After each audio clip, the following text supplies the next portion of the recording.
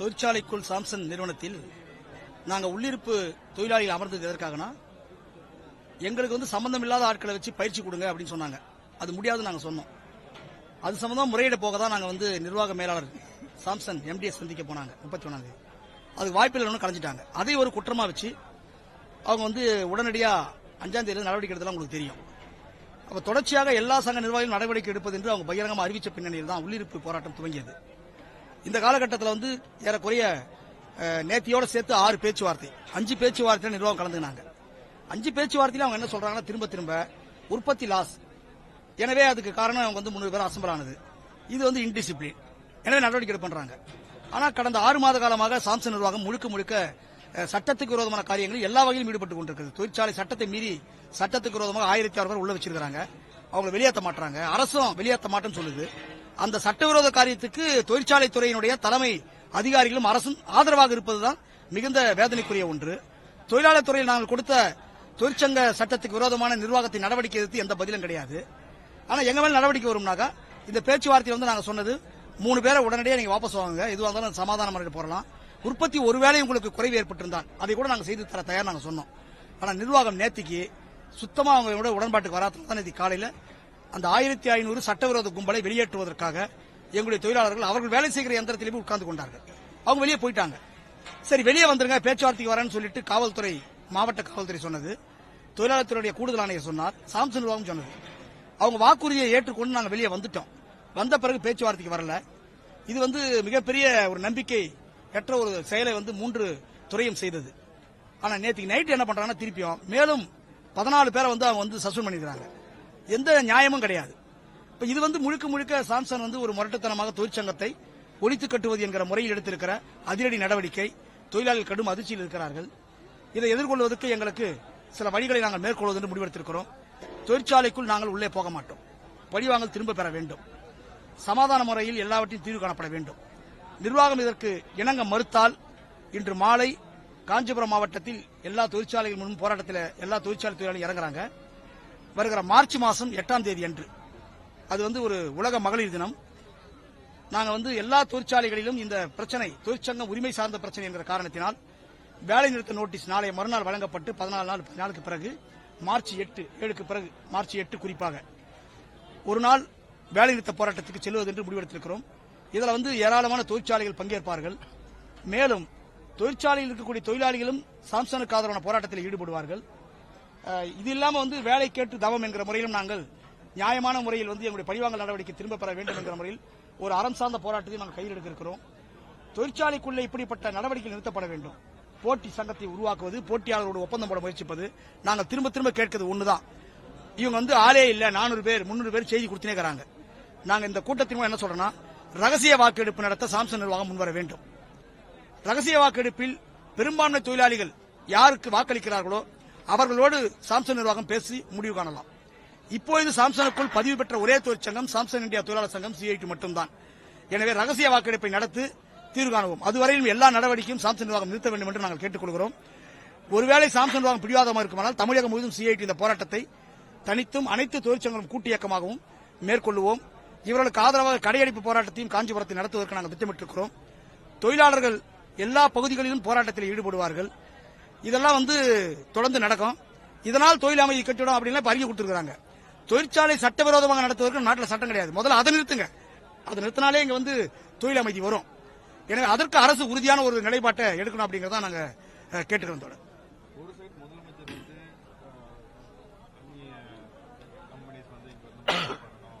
Investment சீக்கிங்ல ஈடுபட்டு இருக்காங்க. இங்க வந்து நிறைய கம்பெனிஸ் வந்துட்டு இருக்கு. ஆனா இங்க வந்து தொழிலாளர்களுக்கு எதிராக இருக்கு அப்படின்ற மாதிரி சொல்றீங்க. ரெண்டாவது ப்ரொடக்ஷன் எப்படி இருக்குன்னு சொல்றீங்க. ப்ரொடக்ஷன் வந்து அவங்க சொல்றது உண்மைக்கு மாறானது. உதாரணமா ஒரு உதாரணம் சொல்றேன் பாருங்க. கடந்த வேலைநிறுத்தத்தின் போது வந்து எங்களுக்கு வந்து உற்பத்தி முழுமையாக பாதிப்பில்லை என்று அவர் அறிக்கை கொடுத்துனே இருந்தாங்க அந்த காலகட்டத்தில் 37 நாளா. ஆனா தொழிற்சங்க பதிவு ஹைகோர்ட்ல வழக்கு வந்த போது ஏறக்குறைய அவங்க வந்து ஒரு 850 கோடியிலிருந்து 900 கோடி ரூபாய் உற்பத்தி இழப்பு வந்ததாக ஆவணமாவே தாக்கல் பண்ணியிருக்காங்க ஹைகோர்ட்ல. அப்ப சாம்சங் சொல்வதில் உண்மை கிடையாது. உற்பத்தி அங்க வந்து பாதித்திருக்கிறது. உற்பத்தி வரல, நிறைய ஸ்கிராப் வருது, குவாலிட்டியும் கிடையாது, குவான்டிட்டியும் கிடையாது. எல்லா நிரந்தர தொழிலாளியும் பெரும்பான்மையோடு வெளியே இருக்கிற போது உற்பத்தி வருவதற்கான வாய்ப்பு கிடையாது. வெளியே அவர்கள் அதை உண்மையை மறைக்கிறார்கள். மீண்டும் ஒரு ஸ்ட்ரைக் முடிஞ்ச பிறகு அவங்க சொல்லலாம் எங்களுக்கு 1000 கோடி ரூபாய் லாஸ் அப்படின்னு சொல்லுவாங்க திரும்ப. அதுதான் பின்னாடி வரும் அந்த உண்மை. இப்போதைக்கு வந்து உற்பத்தி என்பது பெருமளவு பாதிக்கப்பட்டிருக்கிறது. நேற்றைக்கும் நாங்கள் அதை நிறுத்தி இருக்கிறோம். எனவே நிர்வாகம் வந்து உற்பத்தி லாஸா இல்லையாங்கிற கணக்கு பார்க்கறதை விட தொழில் உறவும் தொழில் அமைதி தான் மேலானது. அதற்கு அவங்க முன் வரணும் அப்படிங்கறதா எங்களுடைய வேண்டுகோள். வர இருக்கிறது வெயில் காலம். ஏசி ப்ரொடக்ஷன் மாதிரியான பொருட்களை வந்து தயாரிக்கும் போது கான்ட்ராக்ட் லேபர்ஸை வச்சு அதை தயாரிக்கிறதுல ஈடுபட்டா அதுல இருக்கிற சிக்கல்கள் என்ன? நிச்சயமா வந்து ஏசி மாதிரி பொருள்லாம் வந்து அது நிறைய வந்து ரொம்ப தொழில்நுட்பம் வாய்ந்த ஒரு பொருள். உங்களுக்கு வந்து திடீர்னு ஏசி வந்து ஆஃப் ஆகும். அதெல்லாம் வந்து அட்ரஸ் பண்ற அளவுக்கு அதை கரெக்டா தயார் பண்ற அளவுக்கான திடீர்னு ஒரு ஆள் இட்டு வந்து நீங்க வந்து வேலை விட்டு அவருக்கு என்ன தெரியும்? கிட்டத்தட்ட 10 வருஷம் 5 வருஷம் சர்வீஸ் பண்றது தான் வந்து குவாலிட்டியா இருக்கும் பொருள். அது வந்து அதே மாதிரி ரெஃப்ரிஜரேட்டருக்கும் அது பொருந்தும், டிவிக்கும் அது பொருந்தும். எனவே இல்லைன்னா டிவி கண்ணாமண்ணு ஓடும். அதில் வந்து நுகர்வோர் வந்து சாம்சங்கில் இப்பொழுது அதை உற்பத்தி செய்கிற தொழிலாளிகள் திறன் வாய்ந்த தொழில் வெளியே இருக்கிற போது மற்றவர்கள் இந்த தொழில்நுட்பம் தெரியாத வைத்து உற்பத்தியில் ஈடுபடுவதாக நாங்கள் நேரடியாக பார்த்தோம். எனவே நுகர்வோர்களும் எச்சரிக்கையாக இருப்பது நல்லது என்பது எங்களுடைய வேண்டுகோள். தேவைப்பட்டால் சட்டவிரோத உற்பத்தியை நம்முடைய பொதுமக்கள் அதை வந்து தவிர்ப்பது நல்லது. ஏன்னு சொன்னா உலக அளவிலேயே இல்லீகல் ப்ரொடக்ஷன் ஒரு குழந்தை தொழிலாளிகளை வைத்து ஒரு துணியை உற்பத்தி செய்தால் அந்த பொருள் வாங்க முடியாது என்று அமெரிக்கா சொல்கிறது, உலக நாடு சொல்கிறது. நம்ம நாட்டில் அதுதான் நிலைமை. இதுவும் இல்லீகல் ப்ரொடக்ஷன் தான். எனவே இல்லீகல் ப்ரொடக்ஷன் அரசு அனுமதிக்க கூடாது. அப்படி வரக்கூடிய பொருளையும் மக்கள் கவனமாக இருக்க வேண்டும் என்று நாம் கேட்டுக்கொள்கிறோம்.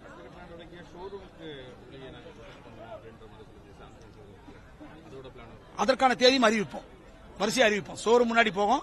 சாம்சங் பொருள் வச்சிருக்கிற பெரும்பான்மையான பிராண்ட் ஷோரூம் முன்னாடி நாங்க போவோம்.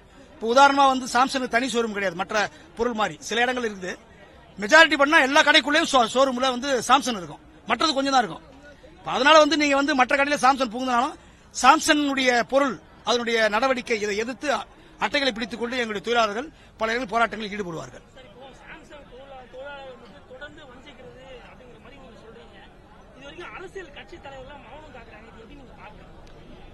ஏற்கனவே நடந்த போராட்டத்தில் வந்து எல்லா அரசியல் கட்சிகளும் குறிப்பாக இடதுசாரிகள் முழுமையாக களத்தில் போராடினார்கள். ஏற்கனவே ஆண்ட கட்சி, பிரதான அரசியல் கட்சிகள் எல்லா கட்சியுமே எல்லாருமே எங்களுக்கு ஆதரவு தெரிவிச்சாங்க. அந்த போராட்டம் முடிந்ததற்கு அந்த ஆதரவும் உதவி செய்தது என்பதுதான். இப்ப இந்த போராட்டத்திலே நிச்சயமாக தமிழ்நாட்டினுடைய அரசியல் இயக்கங்களை பொறுத்தவரையிலும் தொழிலாளர்களுக்கு வந்து அநீதி ஏற்பதை யாரும் பார்த்துக் கொண்டிருக்க மாட்டார்கள். மிக விரைவில் அவருடைய ஆதரவையும் நாங்கள் கோருவோம். அரசியல் ரீதியாகவும் இந்த பிரச்சனை உருவெடுக்கும் என்பதில் எந்த சந்தேகமும் இல்லை. உட்காந்துட்டு சாப்பாடு போறதில்ல, இது முதல் சைக்கிள் இல்ல. உணவு எல்லாம் இருக்கும். உடனுக்குடன் அடுத்தடுத்து புதிய வடிவங்கள் நம்முடைய போராட்டமாக இருக்கும். அந்த போராட்டத்தினுடைய வடிவங்கள் பல வகையில் இருக்கும். தேவைப்பட்டால் பணிவாளர்களை திரும்ப பெற வலியுறுத்தி சாம்சங் ஆலயம் நோக்கிய தலைமையில் தவன் கிடக்கிற போராட்டத்தை நாங்கள் அறிவிப்போம். ஒவ்வொரு ஆலையாக இந்த பந்தலை நோக்கி வருகிற அறிவிப்பு குறித்து நாங்கள் திட்டமிட்டிருக்கிறோம். ஒவ்வொரு ஃபேக்டரிக்கு வரும் இந்த திசை நோக்கி ஃபேக்டரி மட்டத்திலேயே வேறு சில போராட்ட திட்டமிடுவோம். எனவே அரசு தொழிலாளர் பிரச்சனையில், தொழிற்சங்க பிரச்சனையில், சட்ட பிரச்சனையில் நிர்வாகங்கள் முறையாக நடந்து கொள்ள வேண்டும் என்பதை அறிவுறுத்த வேண்டும் என்று பணியோடு நாங்கள் கேட்டுக் கொள்கிறோம். நாங்கள் சட்டத்திற்கு உட்பட்டு தொழிற்சாலைக்குள் பணியாற்ற தயார். சங்கம் என்பது எங்கள் பிரச்சனை. 2 பிரச்சனை வந்தா அதுக்கு வந்து தேர்தல் தான், அதுக்கு நீ வந்து தயாரா முடிவெடுத்து. யமாகாவோட தேர்தல் நடத்தி தான் அங்கீகரிச்சாங்க. இல்ல எலெக்ஷன் நடத்தின பிறகுதான் சிஐடி வெற்றி பெற்றது. பாஸ்கானின் பிரச்சனை வந்த போது எலெக்ஷன் நடத்திதான் 2015ஆம் ஆண்டு சிஐடி அங்கீகரிக்கப்பட்டது. பல ஆலைகளில் அதேபோல் சமீபத்தில் இல்லையா உலகத்தில் இருக்கக்கூடிய இன்சானுடைய சப்ளை கம்பெனி ஒரு போட்டி கும்பல் தான் பெரும்பான்மை என்று சொன்னபோது ரகசிய வாக்கெடுப்பு நடத்தும் ஒப்பந்தத்திலே போட்டோம். 2 மாசத்துக்கு முன்ன வர டிசம்பர் ஜனவரியில் வந்து ரகசிய வாக்கெடுப்பு தயார் சொல்லிடுறாங்க. ரகசிய வாக்கெடுப்பு அதுக்கு நாங்க தயார் அறிவிக்கிறோம். நாங்க வந்து சிறுபான்மை இல்லை. நீங்க சொல்ற 400 பேர் 300 பேரு நாங்க 300 பேர் 300 பேருக்கு ஓட்டு போய் 300 பேர் தோத்து போயிடும்ல. போட்டி 300 1500 2 தான் நிச்சயமா. பொட்டி வச்சா 1500 அந்த 300 கரைஞ்சு இன்னும் ஒரு 150 இங்க வருமே தவிர 1500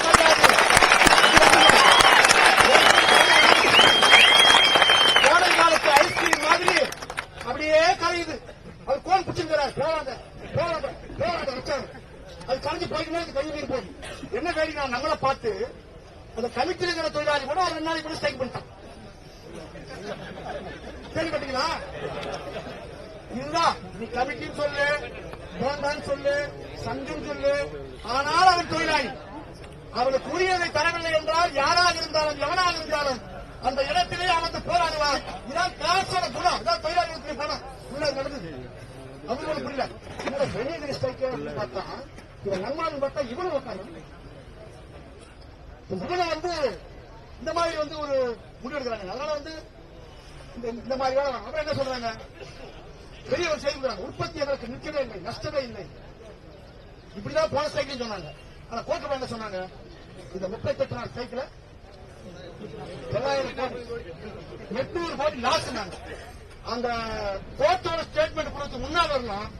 நோ லாஸ், ப்ரொடக்ஷன் எந்த பாதிப்பும் இல்லை, மிகுந்த மகிழ்ச்சியாக இருக்கிறோம், எங்களால் சாப்பிட்டு ஜீரணமே ஆகல, அந்த அளவுக்கு சாப்பிட்டு இருக்கிறோம், இப்படி சொன்ன நிர்வாகம் கோர்ட்டு என்ன சொல்ற, சைட் முடிஞ்ச ஸ்ட்ரைக்காக லாஸ் சார். இதான் உண்மை. உள்ள என்ன நடக்கும் அவருக்கும் தெரியும், எனக்கும் தெரியும். இதே நம்முடைய தோழர்கள் மிகுந்த கட்டுக்கோப்பு இருக்கும். எல்லா பத்திரிகைகளும் இன்னைக்கு வர ஆரம்பிச்சாங்க.